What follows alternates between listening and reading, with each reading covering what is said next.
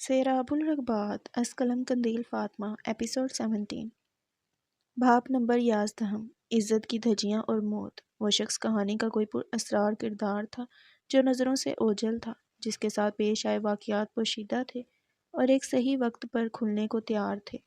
وہ شخص بدلے کی آگ میں جلتا ہوا سیاہ کار تھا جس کا انتقام محض عزت کی دھجیاں اور موت تھا۔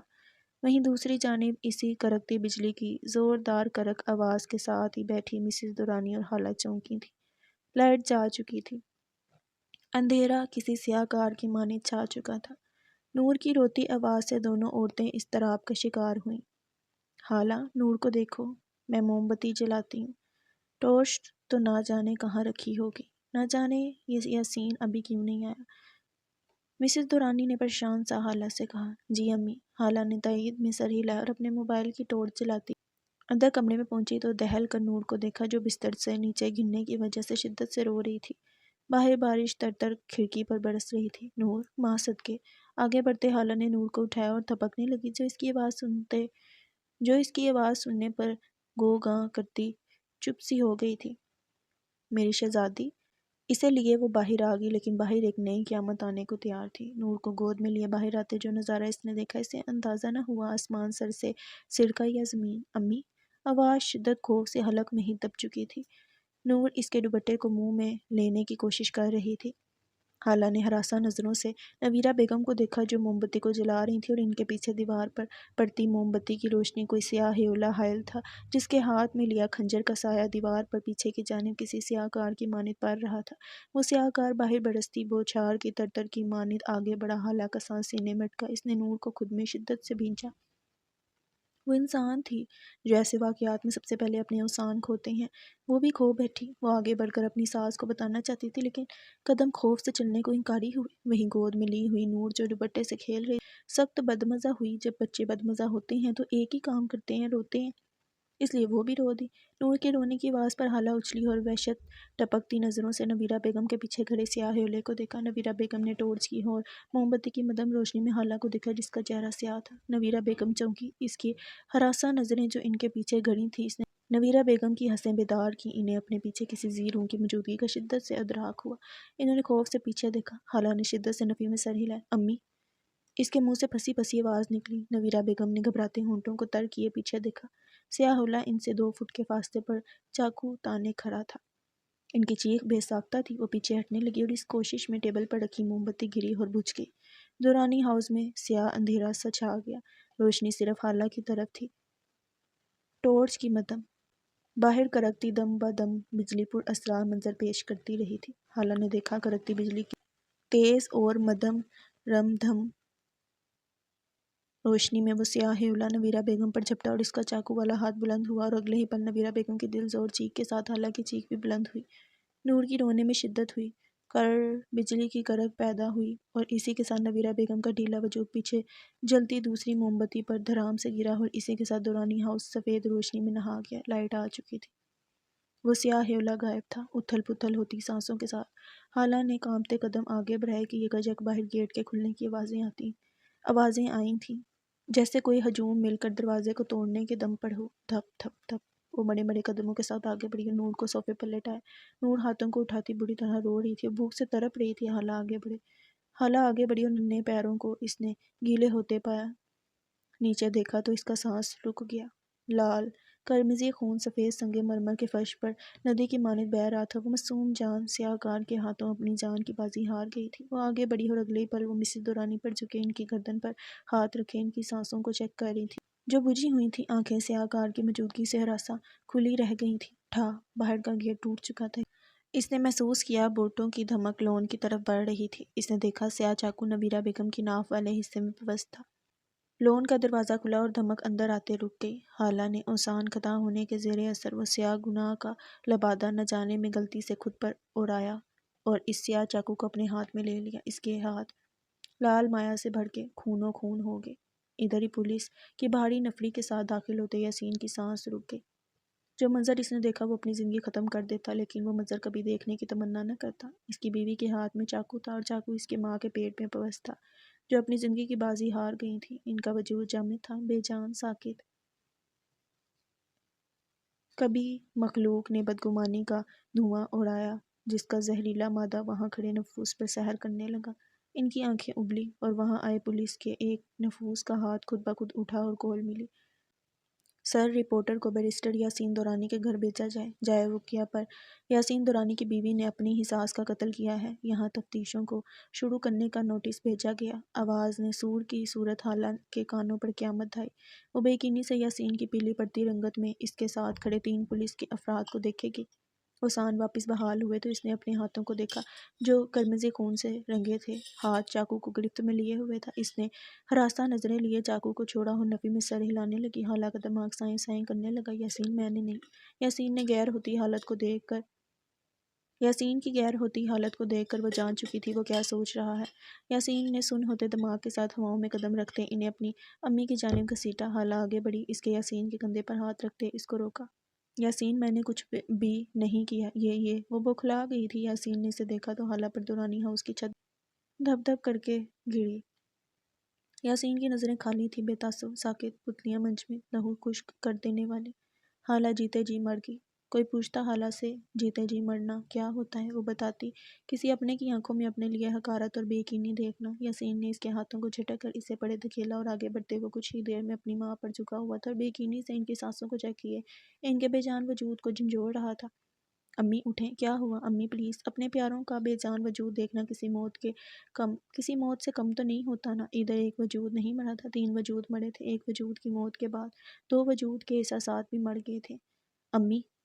باہر کڑکتی بجلی سے زدہ کرک یاسین کی آواز میں تھی۔ حالہ نے چیخ روکنے کو ہاتھوں کو منہ پر دے دیا اور بے آواز رونے لگی۔ نور ڈر گئی تھی اور شدت سے رو رہی تھی۔ اسے اس وقت ایک پولیس کا نمائندہ سنبھال رہا تھا۔ چند منٹوں بعد دورانی ہاؤس پر گویا قیامت آ گئی تھی جس کا نشان دورانی ہاؤس پیش کرتا تھا۔ ایمبولینس کے ہارن، پولیس کی بھاری نفری کے بوٹوں کی دھمکا، رپورٹرز کی کڑکتی آوازوں نے ماحول کو ہیبت ناک بنا دیا تھا۔ نبیرہ بیگم کے وجود کو اسٹریچر پر ڈالے پوسٹ مارٹم کے لیے لیا جا چکا تھا۔ یاسین سسکتے ان کے ساتھ تھا۔ اسے اس وقت صرف اپنی ماں کی لاش نظر آ رہی تھی۔ وہ بس بھول گیا تھا بیٹی، بیوی۔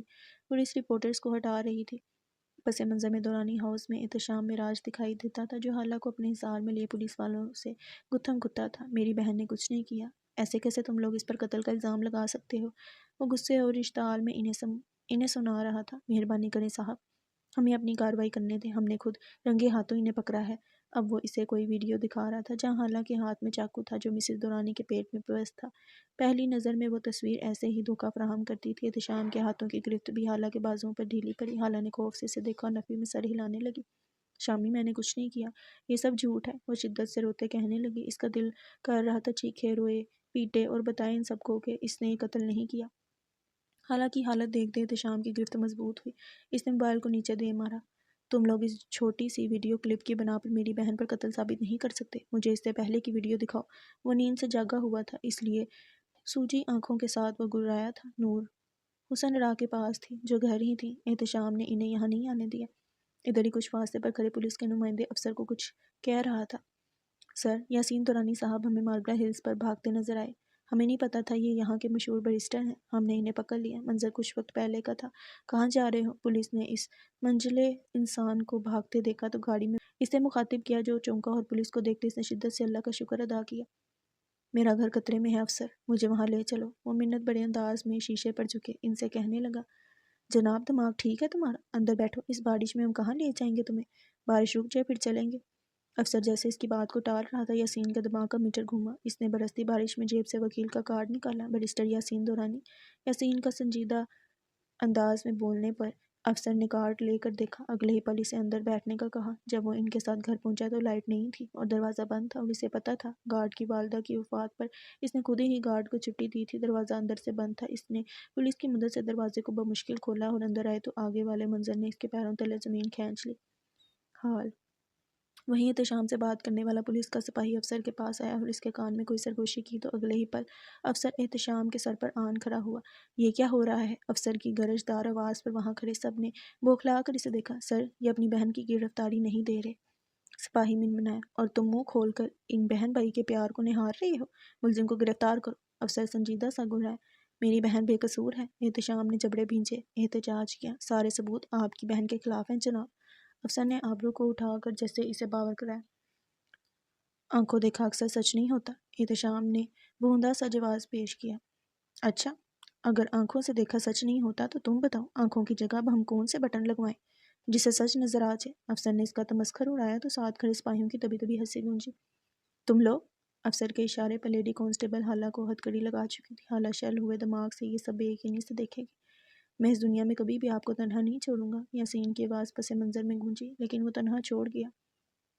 میری موجودگی میں کوئی آپ کی طرف آنکھ اٹھا کر بھی نہیں دیکھ سکتا۔ شیطان نے سرگوشیاں کرنا شروع کر دی۔ اس نے آنکھیں موندی، دماغ کو پرسکون کرنا چاہا، کلمے کا ورد کیا۔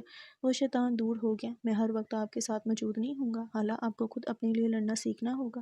اس نے کہا تھا مقتول کے اہل خانہ کی جانب سے FIR یا گرفتاری کی درخواست نہیں کی گئی تو آپ کیسے مجھے گرفتار کر سکتے ہیں؟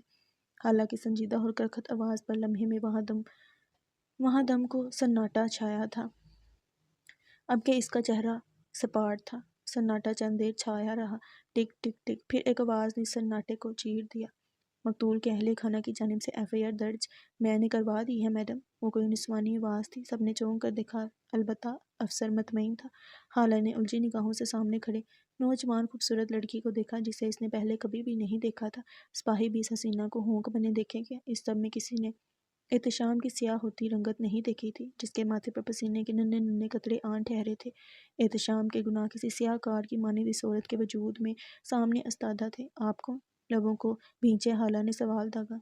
میں اس عورت کی بھانجی ہوں جس کو تم نے بے دردی سے قتل کیا ہے۔ اس لڑکی کے انکشاف پر گویا حالہ کو 400 وولٹ کا جھٹکا لگا۔ میں نمیرہ ہوں۔ سیاہی سیاہی ہوئی۔ اس عورت کی ٹھنڈی آواز پر احتشام کی ریڑھ کی ہڈی تک سنسنا اٹھی۔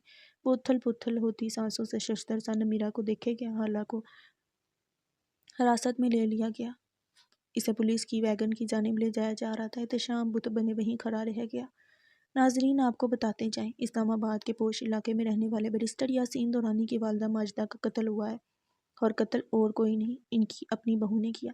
شواہدین کا کہنا ہے انہوں نے خود یاسین دورانی کی بیوی کو ساس پر چاقو تانے دیکھا ہے۔ نور کو گود میں لیے تھپک کر سلاتی حسن ارا ٹی وی پر حالہ پر آئی ناگہانی آفت کو مسرور ہوتے دیکھ رہی تھی۔ حسن ارا انہی لوگوں میں سے تھی جو کسی ایک انسان کے پیچھے اگر پڑ جائے تو قبر تک ان کی بربادی کا سامان کرتے ہیں۔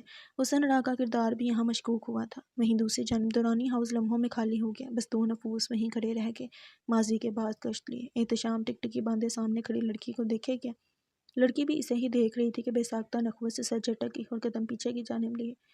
احتشام کا سکتہ ٹوٹا، لیکن وہ جا چکی تھی۔ نمیرہ! اور اس بے رحم رات نے اسے پھر وہیں معراج آباد کی اس تپتی دھوپ میں لا کھڑا کیا جہاں اسے وہ دھتکار آیا تھا۔ ہاں، وہ وہی تھی جسے احتشام معراج شکرا آیا تھا، لیکن وہ لوٹ آئی تھی۔ احتشام معراج آج بے بس سا کھڑا رہ گیا۔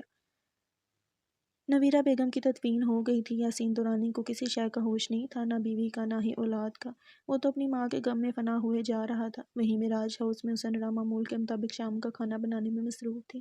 احتشام کو کسی کے ہاتھ کا کھانا پسند نہیں تھا، سو وہ خود ہی کھانا بناتی تھی۔ نواز معراج کو نویرہ بیگم کی موت اور حالہ کی گرفتاری کے بارے میں نہیں بتایا گیا تھا، اور نور کے لیے نیچے ہی ملازمہ رکھ دی گئی تھی جو اس کی دیکھ بھال کر رہی تھی۔ وہ پرسکون تھی، لیکن کیا زندگی بھی پرسکون گزرتی ہے؟ وہ ٹھٹکی جب انہیں باہر سے شور کی آواز آئی۔ مقابل گارڈ کو بری طرح جھٹکتی اندر آ چکی تھی۔ ہاں، وہ نینا ہی تھی جو کسی سیاہ کار کی مانند حسن ارا سے چپک گئی تھی۔ حسن ارا نے گارڈ کو باہر جانے کا اشارہ کیا اور تیوڑی چرائے نینا کو دیکھا جو ان کی تیکھی نظروں کا اثر لیے بغیر صوفے پر دراز ہو گئی تھی۔ حسن ارا کی نظریں اندر کی جانب تھیں۔ نواز ویسے تو کمرے میں تھے، لیکن وہ پھر بھی چوکنا تھی۔ کیا کرنے آئی ہو یہاں؟ وہ دبی دبی آواز میں بولی۔ چہرہ غصے کی شدت سے سرخ ہو چکا تھا۔ ارے یار، سانس تو لینے دو، تمہارا گارڈ کتنا بدتمیز ہے، مجھے روک لیا۔ اوہ بھلا وہ کیسے روک سکتا ہے؟ ضرور تم نے ہی کہا ہوگا مجھے اندر نہ آنے دو، ہے نا؟ ویسے باتیں کر رہی تھی جیسے آج بھی ان کے درمیان دوستی کا رشتہ قائم و دائم ہو۔ بکواس بند کرو تم۔ میں ہر ماہ تمہیں پیسے بھیجتی ہوں، تو تمہارا یہاں آنے کا کیا مقصد ہے، بتاؤ؟ وہ آگے بڑھتی ان کے مقابل کھڑی بھپڑے تیور لیے گررائی۔ ہاں، اب اتنا پوچھ ہی رہی ہو تو تمہیں بتا دیتی ہوں، پیسے ختم ہو گئے ہیں، مجھے اور چاہیے پیسے۔ ناخنوں کو چھیڑتی نینا نے گویا حسن ارا کی سماعتوں پر بم پھوڑا۔ حسن ارا تیورا کر رہ گئی۔ بکواس بند کرو تم۔ 1 لاکھ تم پر مہینے میں کم پڑتے ہیں کیا؟ میں تمہیں بتا رہی ہوں نینا، میں ابھی تک برداشت کرتی آئی ہوں، اگر اب تم مجھے تنگ کرنے سے باز نہ آئی تو مجھ سے برا کوئی نہیں ہوگا۔ انگلی اٹھاتی وہ سرخ چہرے کے ساتھ پھنکاڑی۔ کیا کر لو گی؟ ہاں، میں تمہارے قتل کی چشمدید گواہ ہوں۔ نہیں، آج تو جیسے نینا کے ستارے گردش میں تھے جو حسن ارا تن کر کھڑی تھی۔ اور تمہارے قتل کا چشمدید گواہ کون بنے گا؟ ہاں، میں اگر اپنی ساس کو اپنے مقصد کے لیے قتل کر سکتی ہوں تو تم کس کھیت کی مولی ہو؟ ان کی ٹھنڈی آواز پر نینا کا وجود کام کر رہ گیا۔ دفع ہو جاؤ، آئندہ سے یہاں آئی تو جو پیسے مل رہے ہیں وہ بھی نہیں ملیں گے، اور میں تمہارا وہ حال کروں گی کہ تمہاری قبر کے انتظام کو بھی پیسے میسر نہیں ہوں گے۔ حسن راہ نے آگے بڑھتے ہی اسے بالوں سے پکڑا اور بری طرح جھنجھوڑ کر نیچے فرش پر دے پٹکا۔ وہ نیچے کسی قدموں میں گری تھی۔ نینا نے چونک کر سامنے کھڑے شخص کو دیکھا۔ اس اندر آتے شخص کو دیکھ کر حسن راہ کو معراج ہاؤس کی در و دیوار اپنے سر پر دھپ دھپ کرتی محسوس ہوئی۔ ان کا سانس سینے میں اٹکا۔ اور کوئی نہیں، یاسین دورانی تھا۔ نینا نے حسن راہ کو دیکھا اور یاسین سے معذرت کرتے لڑکھڑاتے باہر چلے گئی۔ حسن راہ کو یاسین کا تاثر دیکھ کر اندازہ کرنا مشکل ہوا کہ اس نے کچھ سنا تھا یا نہیں۔ نور کو لا دیں آنٹی۔ بے تاثر لہجے میں وہ حسن راہ سے مخاطب ہوا تو وہ پھیکا سا مسکرائی اور نور کو لینے چلی گئی، اور تھوڑی دیر بعد وہ نور کو اپنے ساتھ لاتے دکھائی دی۔ بہت بہت شکریہ، آپ نے نور کا خیال رکھا۔ پیشہ ورانہ انداز میں مسکراتے ہوئے حسن راہ کو مطمئن کر گیا کہ اس نے کچھ نہیں سنا، لیکن باہر جاتے یاسین کا چہرہ سیاہ تھا، جیسے وہ کسی کے گناہوں کا بوجھ اٹھائے ہوئے تھا۔ وہیں دوسری جانب احتشام کو مشکل ہوئی نمیرہ کے گھر کا پتہ کرنے میں، لیکن اب وہ اس کے گھر کے سامنے کھڑا تھا۔ موسم آج کے بوجھل تھا، گرمی جسم کے ساتھ روح پر بھی بھاری پڑ رہی تھی۔ گاڑی سے ٹیک لگائے سفید بٹن شرٹ کے ساتھ کالی پینٹ پہنے وہ کھڑا تھا۔ اس کی پشت پسینے کی وجہ سے گیلی تھی، سنہرے تہہ دار بال ماتھے پر گر رہے تھے، لیکن اس سب سے بے پرواہ سرمئی پتھرائی آنکھوں سے اس 2 منزلہ کوٹھی کے باہر نسواری گیٹ کے ساتھ لگی تختی کو دیکھ رہا تھا، جس پر حیدر علی سبزواری لکھا ہوا تھا۔ اس کے ماتھے پر تیوری سجی ہوئی تھی۔ گہری سانس فضا میں خارج کرتے وہ اندر چلا آیا۔ اندر ڈائننگ ہال میں بیٹھے مسلسل ٹانگیں اضطرابی انداز میں جھلائے جا رہا تھا۔ کن پٹیاں الگ سلگ رہی تھیں اور وہ آ گئی تھی۔ فیروزی نفیس لون کے سوٹ میں ملبوس ہمیشہ کی طرح حسین اندر آتے اس کے دل کو دھڑکا بھی گئی۔ صرف ایک پل کو اس کی رنگت متغیر ہوئی تھی اسے دیکھ کر، جس سے کبھی اس کا محبت کا رشتہ استوار رہا تھا۔ احتشام نے دم سادگی سے دیکھا، اس کی چال مضبوط تھی، وہ کہیں سے بھی اس کے پیروں میں گرگرانے والی نمیرہ نہیں تھی۔ جناب، آپ کو شہوہ نہیں دیتا مرد کی غیر حاضری میں کسی عورت کے گھر آئے؟ وہ شاید اس گھر میں کسی کی موجودگی کو چھپانا چاہ رہی تھی۔ احتشام گہرا مسکرایا۔ نمیرہ نے نظریں چرائیں۔ اس کی نظریں چرانا وہ دیکھ چکا تھا۔ قدم قدم چلتا ہوا اس کے قریب آیا۔ اور کسی عورت کو بھی یہ زیب نہیں دیتا گھر والوں کی مرضی کے بنا کسی غیر مرد سے ملنے جائے۔ وہ آج بھی ایسا ہی ظالم تھا، لفظوں کی مات دینے والا۔ کیا میں جان سکتا ہوں نمیرہ محترمہ، تمہارے آنے کا یہاں کیا مقصد ہے؟ یاسین کے ساتھ تمہارا کیا رشتہ ہے؟ سنجیدہ سا اس کی آنکھوں میں آنکھیں گاڑے اس نے سوال داغا۔ ہاں، بھلا اپنے گھر میں میرا کیا مقصد ہو سکتا ہے احتشام صاحب، اور میں پہلے ہی بتا چکی ہوں، یاسین میرے کزن ہے۔ وہ مسکرا کر اعتماد سے بولے، یہاں تک میں جانتا ہوں تمہارا گھر معراج آباد تھا نا؟ اور کوئی بھی رشتہ یاسین سے نہیں نکلتا۔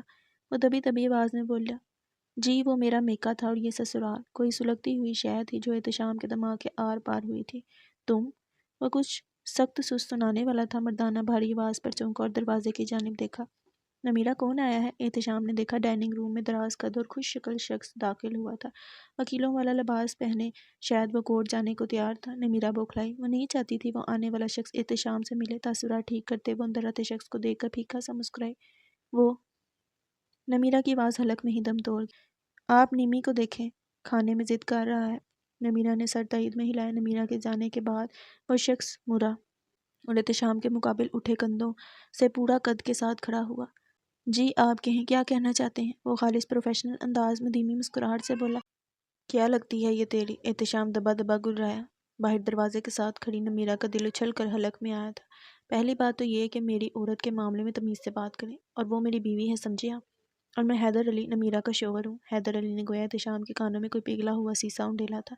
تکلیف انگ انگ میں دوڑ گئی، لیکن کچھ ہی وقت میں نارمل ہو گیا۔ ہاں، بیوی، بہت اچھے۔ احتشام نے سر کے بالوں میں شدت سے ہاتھ پھیر کر انہیں خراب کیا اور پینڈولم کی مانند کمرے میں چکر کاٹنے لگا، جیسے یہ بات ہضم کرنا مشکل تھا۔ وہ تھوڑی کو کھجاتے بار بار سر کو اوپر نیچے حرکت دے رہا تھا، اپنی زبان کو منہ میں رول کر یکیک اس کا حلق پھاڑ کہکا کسی سور کی مانند پورے کمرے میں گونجا، پھر وہ سر کو پیچھے گرائے ہنستا ہی چلا گیا۔ حیدر علی کو اس شخص پر کسی پاگل کا گمان ہوا۔ باہر کھڑی نمیرہ کا وجود زلزلوں کی زد میں تھا۔ ہاں، تمہاری بیوی؟ ہاں، تمہاری بیوی تمہارے ساتھ شادی رچانے سے پہلے ہی میرے ساتھ ناجائز رشتے میں ملوث رہی ہے؟ یہ ہے تمہاری بیوی؟ وہ خباثت سے بولا۔ دروازے میں کھڑی نمیرہ کا چہرہ پک ہوا کسی سیاہ کار کی مانند گناہ کسی سلگتی ہوئی بھٹی کی مانند ہوتے ہیں جو زندگی کی رفتار کے ساتھ بجھ تو جاتے ہیں لیکن ان میں چنگاری باقی رہتی ہے۔ اس گناہ کو کوئی آ کر پھونک مارے تو پھر نئے سرے سے روشن ہوتے ہوئے انسان کو جلاتے ہیں۔ نمیرہ بھی کھڑی کسی اندیکھی بھٹی میں جل رہی تھی۔ جانتا ہوں احتشام صاحب، جانتا ہوں تم جیسے پاگل مرد ہی معصوم عورتوں کا استعمال کرتے ہیں۔ ہر لڑکی کا بھی قصور ہوتا ہے لیکن تم لوگ تو سیاہکار ہوتے ہو، اور الحمدللہ وہ عورت میری بیوی ہے، چاہے ماضی میں گناہ کر چکی ہو لیکن اب وہ مجھ سے وابستہ ہے، اور میں تم جیسے غیرت میں مرد بالکل اجازت نہیں دوں گا کہ میری بیوی کا نام اپنی زبان پر لاؤ۔ چلے جاؤ یہاں سے۔ چوکھٹ میں کھڑی نمیرہ کے آنسو بل بل بہہ رہے تھے۔ کون کہتا ہے سارے مرد ایک جیسے ہوتے ہیں؟ کیا انہوں نے حیدر علی جیسے مرد نہیں دیکھے؟ کچھ حیدر جیسے نیک مرد بھی ہوتے ہیں جو ماضی کو حال اور مستقبل پر حاوی نہیں کرتے بلکہ ایمانداری کے ساتھ رشتہ نبھاتے ہیں۔ اس کے آنسو شکرانے کے تھے۔ بکواس بند کرو غیرت بے انسان، میں تمہیں کہیں کا نہیں چھوڑوں گا تمہیں۔ اگلے ہی پل وہ حیدر پر جھپٹا تھا۔ ایک پل کو حیدر لڑکھڑایا لیکن وہ طاقت میں احتشام کے برابر ہی تھا۔ بروقت ہی وہ اسے قابو کر چکا تھا۔ احتشام کا دماغ سن تھا اور سائیں سائیں کر رہا تھا۔ تم شاید قانون کو مذاق سمجھ بیٹھے ہو لیکن یاد رکھو دفعہ 506 کے تحت کسی کو دھمکی دینا جرم ہے، اور تم یہ جرم اس کے گھر آ کر کر رہے ہو۔ یہ صرف بدتمیزی نہیں، گھریلو حدود کی خلاف ورزی ہے۔ دفعہ 452 کی بنا پر ایک بار FIR کٹ کی تو سیدھا حوالات جاؤ گے، اور تب تمہاری آواز بھی نہیں نکلے گی۔ آخری بار کہہ رہا ہوں، نکل جاؤ یہاں سے ورنہ اگلی بار پولیس آئے گی اور تمہارا کیس ہوگا۔ حیدر غصے سے گرایا تھا، گردن کی رگیں اوپر سی گئی تھیں۔ بابا بابا چلے، میں لیٹ ہو جاؤں گا۔ 4 سالہ نمی بھاگتے اپنے باپ کی طرف بڑھا۔ پیچھے دروازے میں کھڑی اس کی ماں کا چہرہ فک ہوا۔ وہی حیدر کا گریبان پکڑے احتشام کے ہاتھ پہلو میں گرے اور وہ ششتر سا حیدر کی گود میں 4 سالہ معصوم سرمئی آنکھوں والے بچے کو دیکھے گیا۔ گول مٹول سنہری رنگت والا خوبصورت بچہ۔ اس کا دماغ سنسنا اٹھا۔ کانپتے جسم کے ساتھ ایک پل کے 1000ویں حصے میں وہ اپنے خون کو پہچان چکا تھا۔ اس کی آنکھوں میں کرچیاں سی چبھی۔ اس نے بے یقینی سے دروازے کی چوکھٹ میں کھڑی نمیرہ کو دیکھا جو آنکھوں میں حزن لیے اسے ہی دیکھ رہی تھی۔ بہت کچھ کوندے کی مانند اس کے دماغ پر وارد ہوا تھا۔ اس کا دماغ سائیں سائیں کرنے لگا، سر میں ٹیسیں سی اٹھنے لگی۔ میں آپ کو نوید دینے آئی ہوں، احتشام مجھ سے شادی کر لو۔ یہ آواز ہتھوڑے کی مانند اس کے سر پر بڑھسنے لگی۔ اس نے پھر سے حیدر کی گود میں ہنستے بچے کو دیکھا جو کھلکھلا کر حیدر سے بات کر رہا تھا۔ اس کی گردن میں گلٹی اوپر کمدم ہوئی۔ اس بچے کے نین نقش، اوہ وہ پورا کا پورا احتشام میں راج پر گیا تھا۔ احتشام کا چہرہ سیاہ ہوا، سانس دھونکنے کی مانند چلنے لگا۔ اگلے ہی پل لڑکھڑاتے قدموں سے وہ باہر کو بھاگا اور منٹوں میں کسی سیاہ کار کی مانند غائب ہو گیا۔ ماضی وہاں کھڑی نمیرہ کے ماضی میں تھوڑا جھانک کر دیکھا جائے تو اسلام آباد کی سرزمین کی جگہ معراج آباد نے بڑی سرعت سے لے لی۔ وہ وہی دن تھے جب احتشام نے اسے جھٹکا تھا۔ وہ اسے نوید دینے گئی تھی لیکن وہ اسے جھٹک گیا۔ وہ اسے اولاد کی خوشخبری دینے گئی تھی لیکن ظالم شخص نے اسے دھتکار کر خود آفت کا سامان کیا۔ نمیرہ کا کوئی بہن بھائی نہیں تھا۔ وہ اکلوتی تھی۔ باپ کا کافی سال پہلے انتقال ہو گیا تھا اور ماں تو سدا سے دل کی مریض تھی۔ اسی وجہ سے وہ اپنی ہر من مانی کرتی۔ اس نے ماں سے اس واقعے کو چھپا کر رکھا لیکن کب تک؟ ماں کے زمانہ شناس آنکھیں اس کی حالت کا اندازہ لگا چکی تھیں۔ خوب مارا لیکن مجال ہے جو زبان سے کچھ پھوٹ گئی ہو وہ۔ نمیرہ نے خود کو کمرے میں بند کر دیا۔ ماں بے بس تھی، اپنی حالت بگاڑتی گئی۔ جب حالت بستر مرگ تک پہنچی تو اپنی خالہ زاد کزن نبیرہ بیگم کو بلا بھیجا۔ دونوں ہم عمر تھیں اور اچھی بنتی تھی۔ یہ ان دنوں کی بات تھی جب نواز معراج کی ماں کا انتقال ہوا تھا۔ یاسین بھی آیا ہوا تھا سو ماں کے ساتھ وہاں گیا۔ نمیرہ بیگم کافی بدل چکی تھی۔ اسی عورت جھجک کے مارے انہیں کچھ بتا نہ سکی، البتہ انہیں یاسین مسیحا لگا سو اسے خفیہ بات کرنے کا پیغام دے ڈالا۔ وہ بھی آیا تو اماں نے سارا معاملہ اسے سنا دیا۔ وہ شروع دن سے احتشام کے کارنامے جانتا تھا۔ اس کا دل کیا کہ احتشام کو زندہ گاڑ دے لیکن اماں نے انکار کر دیا اور کہا کہ میں بستر مرگ پر ہوں، بدنام نہیں ہونا چاہتی، اس لیے اس واقعے کو دبا دیں۔ بس کیسے کر کے وہ اپنی بیٹی کو بہانا چاہتی تھی۔ یاسین اسلام آباد لوٹ آیا۔ حیدر علی یاسین کا جگری یار تھا جس کی شادی کو ہوئے 3 ماہ ہی ہوئے تھے کہ میکے سے لوٹتی اس کی بیوی کا اچانک ایکسیڈنٹ میں انتقال ہو گیا۔ یاسین کو واحد حل جو نظر آیا اس نے حیدر کو بتا دیا۔ پہلے پہل تو وہ بھونچکا کر رہ گیا، ایک ایسی لڑکی سے کیسے وہ شادی کر سکتا تھا؟ وہ شادی سے پہلے ہی توبہ توبہ، آگے وہ سوچتا بھی نہیں تھا۔ لیکن یاسین کے بار بار کہنے اور اس بات پر غور کرنے پر آخرکار وہ ایک فیصلے پر پہنچ گیا۔ اس کی 2 بڑے بہن بھائی تھے جو باہر ہی ہوتے تھے۔ والدین میں صرف باپ حیات تھا جو بڑے بھائی کے ساتھ باہر ہی ہوتے تھے۔ جب اس نے شادی کا ذکر کیا تو اس کے گھر والے خوش ہوئے۔ اس کے فیصلے پر وہ اس کی شادی کو راضی ہو گئے سو وہ شادی کو راضی ہو گیا۔ آخر کو یاسین کی طرح وہ بھی انسانیت کا خادم تھا۔ بچے کی پیدائش پر حیدر علی نے اسے اپنا نام دیا اور نمیرہ کو بھی بیوی کے سارے حقوق فراہم کیے۔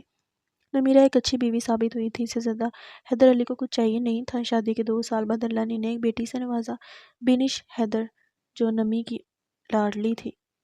اگر حال میں قدم رکھا جائے تو حیدر علی نے نمی کو گود سے اتارے نمیرہ کو دیکھا جو نم آنکھیں لیے اسے تشکرانہ نظروں سے دیکھ رہی تھی۔ حیدر نے گہری سانس لی، پھر نمی کو باہر بھیجا اور قدم قدم چلتے وہ نمیرہ کے پاس ٹھہرا۔ وہ پہچان گیا ہے حیدر، وہ سسکی تھی۔ حیدر کے دل پر گھونسا سا پڑا۔ جو بھی ہے، بیوی کے منہ سے غیر مرد کا سننا اسے جلتے انگاروں پر لٹا گیا تھا۔ کیسے؟ آواز میں حیرت تھی۔ اس کی آنکھوں میں نے دیکھا۔ وہ میرا بیٹا چھین لے گا۔ حیدر کچھ کرے، میں نمی کے بغیر نہیں رہ سکتی۔ حیدر کے ہاتھوں کو پکڑتی وہ منت بڑے لہجے میں گویا ہوئی، کچھ نہیں ہوتا، وہ ہرگز نمی کو ہم سے نہیں لے سکتا۔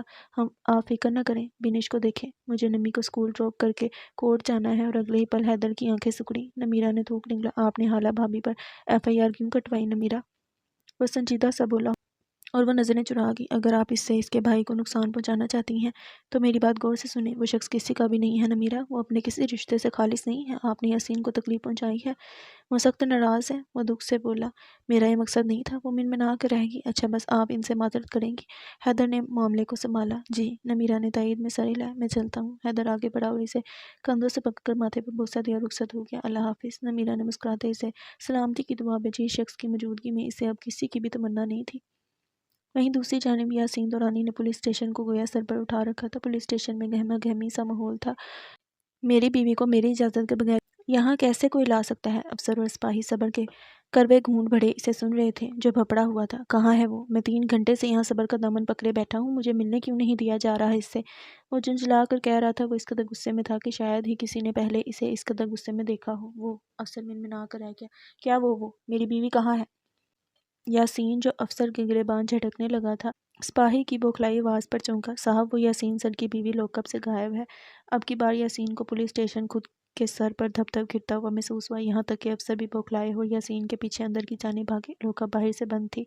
اندر کی جانب جانے پر انہیں اندازہ ہوا کہ وہاں سے باہر کی جانب راستہ نکلتا تھا، یہاں سے حالہ کو اغوا کیا گیا تھا۔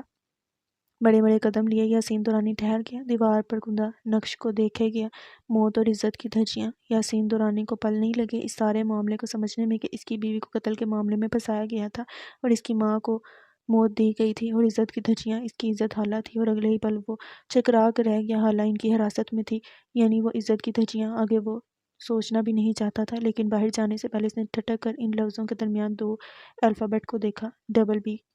یاسین دورانی بھونچکا کر رہ گیا۔ BB یعنی بشر بحران۔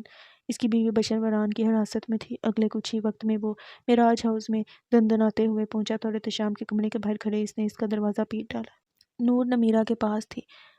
اندر اندھیر کمرے میں بیٹھا احتشام سن تھا۔ اس کا دماغ کچھ بھی پروسیس کرنے کی حالت میں نہیں تھا۔ کمرے میں حرام مشروب کی گندی بو سارے میں پھیلی ہوئی تھی۔ دروازے کو توڑتے جب وہ اندر داخل ہوا تو بدبو کے بھموکے نے اسے باہر کی طرف جانے کو مجبور کیا، لیکن ناک پر ہاتھ رکھتے وہ گھسیٹ کر احتشام کو باہر لایا جس کا توازن بگڑا ہوا تھا۔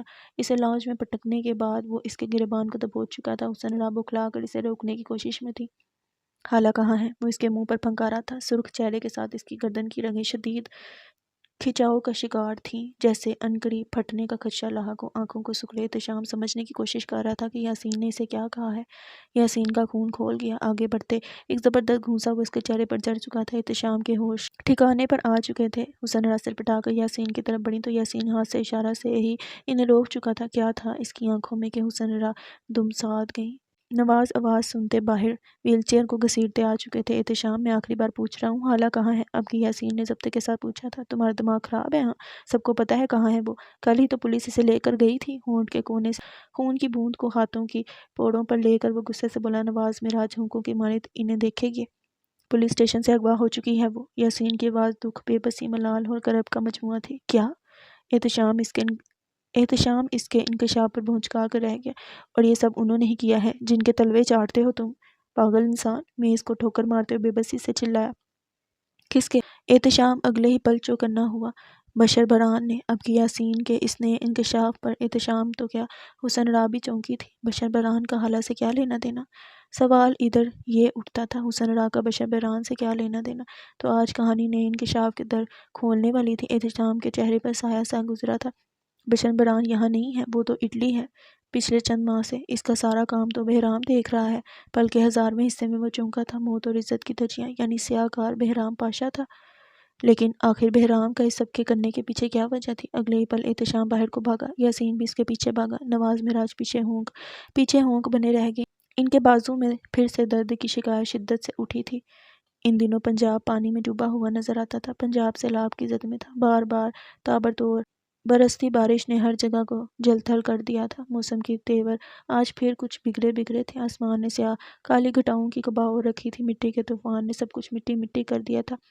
ایسے میں کچھ ہی منٹوں بعد ایک سیاہ رینج روور تیز رفتار اسلام آباد کے کھنڈر زدہ علاقے میں دھول اڑاتی آگے بڑھتی دکھائی دی۔ یاسین کی امید میں وہ اوپر بڑھے۔ احتشام اسے سب سے اوپر والے پورشن میں لے کر گیا تھا۔ وہاں آج کوئی گارڈ نہیں تھا، جیسے سامنے والا انہی کے انتظار میں تھا۔ جب وہ دونوں اوپر ٹیرس پر پہنچے تو خالہ کو رسیوں سے جکڑے دیکھے دونوں اپنی جگہ جیسے جم کے۔ بہرام پاشا ان کی حالت سے حز اٹھایا گیا۔ ہاں ہاں ہاں، آؤ آؤ، تم دونوں کا ہی انتظار ہو رہا تھا، وہ قباست سے بولا۔ یاسین کی دنیا تھم گئی۔ وہ مر کر بھی خالہ کو اس حالت میں دیکھنے کا متمنا نہیں تھا۔ کیا کسی نے بے موت مرا انسان دیکھا ہے؟ اس وقت یاسین ایسے ہی بے موت مرے شخص کا نمونہ پیش کرتا تھا۔ میری بہن کو چھوڑو تم پاگل انسان! احتشام آگے بڑھتے اسے گریبان سے پکڑے گھرایا۔ بہرام پاگلوں کی طرح ہنستا ہی چلا گیا۔ رک جاؤ رک جاؤ، دو شخصیت کو تو یہاں آ لینے دو، آج سارے رازوں سے پردہ اٹھ ہی جانے دو۔ کیوں؟ وہ پر اسرار سا بولا۔ احتشام کو جیسے کسی انہونی کا شدت سے احساس ہوا۔ وہیں دوسری طرف احتشام کی آواز سنتے کرسی پر رسیوں سے جکڑی سفید فروک، جو کہ اب گدلا ہو کر مٹی جیسا رنگ پیش کرتا تھا، جگہ جگہ خون کے دھبے بھی تھے جو کہ مسز دورانی کا خون تھا، میں ملبوس خالہ نے اپنی سوجی ہوئی آنکھیں کھولی اور یاسین کو دیکھا۔ یاسین نے شدت سے آنکھیں مینچیں۔ وہ اس دن کے آنے سے پہلے مر کیوں نہیں گیا؟ کیسے وہ اپنی بیوی کی آنکھوں میں اپنے لیے شکوہ دیکھ سکتا تھا؟ شرابور جسم کے ساتھ کانپتے جیسے اس کا دل حلق میں آیا۔ خالہ رو رہی تھی۔ اسے اپنے گلے میں کانٹے اگتے محسوس ہوئے۔ آنکھیں دھندلا گئی۔ کیا بکواس ہے یہ؟ چھوڑو میری بیوی کو۔ یاسین کرم زدہ آگے بڑھا تو احتشام نے اسے روک لیا۔ وقت بڑھتا گیا۔ باہر طوفان جو مٹی اڑا رہا تھا اور بارش کی بھینی بھینی خوشبو اڑائے پھر رہا تھا۔ ٹک ٹک ٹک وقت کی سوئیاں بڑھتی گئیں کہ یک وقت تھم سا گیا۔ چند منٹوں بعد جو دو شخصیت وہاں پہنچی تھی، یہاں کھڑے تین نفوسوں کو یہ کھنڈر زدہ عمارت اپنے سر پر گرتی ہوئی محسوس ہوئی۔ کون تھے وہ جنہوں نے احتشام کا سانس تک روک لیا تھا؟ کون تھے وہ جنہوں نے یاسین دورانی کو بڑھتا حیرت میں ڈبو دیا تھا؟ کون تھے وہ جنہوں نے خالہ کے دل کو جیسے بے چین سا کیا تھا؟ آخر کون تھے وہ؟ کون؟ وہ کہانی کی ابتدائی کردار تھے جنہوں نے کہانی کی ابتدا کی تھی۔ کہانی کے وہ کردار جن کی سانسوں سے کہانی زندہ ہے۔ ہاں، وہ حسن راہ اور بشر بران تھے جنہیں باندی بنا کر لایا گیا تھا یہاں۔ بشر بران کا سب سے بھروسے مند شخص ہی اس کا دشمن نکلا تھا، بہرام پاشا۔ کیا کسی نے سنا دوست ہی دشمن بنا؟ نہیں سنا تو آج سن لو اور دیکھ لو۔ بہرام پاشا بشر بران کا جگری دوست آج اس پر بندوق تانے اپنے سامنے کسی غلام کی مانند لایا تھا۔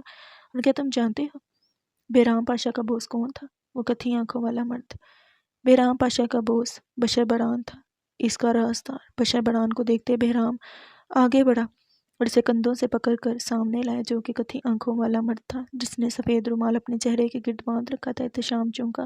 یہ وہی شخص تھا جو اسے ہسپتال میں ملا تھا۔ احتشام نے سر جھٹکا۔ آخر اسے کیا؟ لیکن پل کے 1000ویں حصے میں وہ پھر چونکا اور اپنی ماں کی طرف دیکھا۔ آخر وہ کیوں یہاں لائی گئی تھی؟ امی، آپ کو یہ کیوں لایا ہے؟ احتشام نے انہیں کندھوں سے پکڑ کر نیند کی شول کو اچھی طرح ان کے گرد لپیٹا۔ وہ زنرا نظریں جھکا گئی۔ وہ بتا نہ سکی کہ اب اس چادر کا کیا فائدہ؟ اب جن رازوں سے پردہ اٹھنے والا تھا، اگر انہیں 70 پردے بھی دیے جاتے تب بھی وہ بڑھنا ہی رہتی۔ آؤ بشر آؤ، دیکھو آج تم کہیں کے بھی نہیں رہے ہو۔ دیکھو آج تمہارا زوال ہے میرے دوست۔ کتنا خوش قسمت دوست ہوں نا میں، جو تمہارا زوال خود اپنی آنکھوں کے سامنے دیکھوں گا۔ بہرام کمینی مسکراہٹ لیے بولا۔ تم نے مجھے دھوکہ دیا۔ بشر کی آواز میں رنج، ملال، حزن، نہ جانے کیا کچھ تھا۔ سرخ آنکھیں ان کے دل کے درد کی غمازی کرتی تھیں۔ بکواس بند کرو ذلیل انسان، میں نے ساری زندگی تمہاری وفاداری کی، جانور کی طرح تلوے چاٹے۔ تم نے کیا کیا؟ ہاں، میرے ہی بیٹے کو اس پاگل بیرسٹر کے ہاتھوں ذلیل کروایا اور پھانسی دلوائی۔ بشر کے چہرے کو دبوچے وہ گررایا تھا، اس کے منہ سے کف برابر بہہ رہا تھا۔ اور یاسین کو پل کے 1000ویں حصے میں وہ یاد آ گیا، بہرام کا بیٹا جس نے لڑکی کا ریپ کیا تھا، جس کو سزا یاسین نہیں دلوائی تھی، یعنی وہ اسی شے کا بدلہ لے رہا تھا۔ قتل کے کیس میں سے پھانسی یاسین نہیں دلوائی تھی کیونکہ تمہارا بیٹا غدار تھا، اس نے غداری کی تھی میرے ساتھ، اور بشر بران کی عدالت میں غداری کی سزا صرف موت ہے، اور وہ بھی دردناک۔ بشر بران زخمی شیر کی مانند بھپڑے۔ تو میں کون سا تمہارا وفادار تھا بشر بران؟ بہرام کی انکشاف پر بشن کا رنگ اڑا اور ان کے کندھے ڈھہ سے گئے۔ چلو سنو، میں نے تمہیں کیوں یہاں بلایا؟ احتشام، آخر سب گھر والوں کے سامنے ہی سچائی آنی چاہیے۔ بہرام نے گویا سور پھونکا۔ بشر اور حسن راہ نے اس غیر انسانی شخص کو جھٹک کر دیکھا، یعنی وہ راز اگلنے والا تھا، سامنے بیٹا تھا۔ احتشام دم سادے اسے سنے گیا۔ وہ سور پھونکنے گیا اور قیامت کے مناظر ظاہر ہونے لگے۔ تو سنو احتشام میراج، جس بہن کی تجھے اتنی فکر ہے نا، وہ تو تیری بہن ہے بھی نہیں۔ احتشام کی ماتھے کی رگیں تن گئی، وہ اس قدر اونچے لہجے میں گرایا کہ عمارت نے بھی کانوں پر ڈر سے ہاتھ رکھ لیا، حالانکہ اوسان کھتا ہوئے حسن را اتھل پتھل ہوتی سانسوں سے انہیں سنے گی۔ ہاں ہاں ہاں، بہرام کا کہکا خباثت سے بھرپور تھا۔ تم بکواس بند کرو، بشر بران بہرام پر جھپٹنے لگے، لیکن پیچھے کھڑے ایک واحد گارڈ نے انہیں روک دیا۔ یاسین دم سادے رسیوں سے جکری حالہ کو دیکھے گیا، جو اضطراب میں گھڑی احتشام کے سرخ چہرے کو دیکھ رہی تھی۔ ہواؤں نے دم ساتھ لیا، عمارت ساکن ہوئے بہرام کے اگلے لفظوں کے انتظار میں تھی۔ ٹوں ٹوں ٹوں کی آواز کے ساتھ بہرام کے انکشاف پر عمارت پر لرزہ طاری ہوا، سب کچھ پس منظر چلا گیا، اس عمارت پر کرے نفوذ جیسے منجمد ہو گئے، ساکت، بے جان۔ تو سنو، آج سچائی سے پردہ اٹھنے والا ہے احتشام میراج۔ اپس! بہرام نے زبان دانتوں تلے دی اور سر پر ہاتھ مارا۔ بشر بران کا شدت سے دل چاہا کسی آڑے سے وہ اس شخص کی زبان کاٹ ڈالے۔ اپس! تم میراج تو نہیں ہو؟ بہرام کے بولنے پر احتشام کا چہرہ سرخ ہوا اور بھپڑے وہ آگے بڑھنے لگا، لیکن بہرام کے اگلے لفظوں نے گویا اس کے پیروں تلے سے زمین کھینچ لی۔ یہ جو سامنے کھڑا شخص بشر بران ہے نا احتشام میراج، یہ تمہارا باپ ہے۔ تم میراج خاندان کا خون نہیں ہو، بلکہ بران انڈسٹری کے مالک بشر بران کی ناجائز اولاد ہو۔ تم اپنی ماں کی دنیاوی خواہش اور باپ کے نفس کی لذت کی پیداوار ہو۔ بہرام کے حلق پھاڑ کہکے بلا تواتر عمارت میں گونج رہے تھے۔ اس گہرے انکشاف نے احتشام کو شل کر دیا تھا۔ ساکت، بے یقین، دم بخود وہ گہرے گہرے سانس لینے لگا۔ اس نے کرب زدہ، بے یقین سے پھیلائے آنکھیں پھاڑ کر حسن را کو دیکھا، جو سرخ چہرہ جھکا کر کھڑی تھی، ایسے جیسے وہ بے لباس ہو چکی تھی۔ حسن را کیا، وہاں کھڑا بشر بران بھی بے لباس ہو چکا تھا۔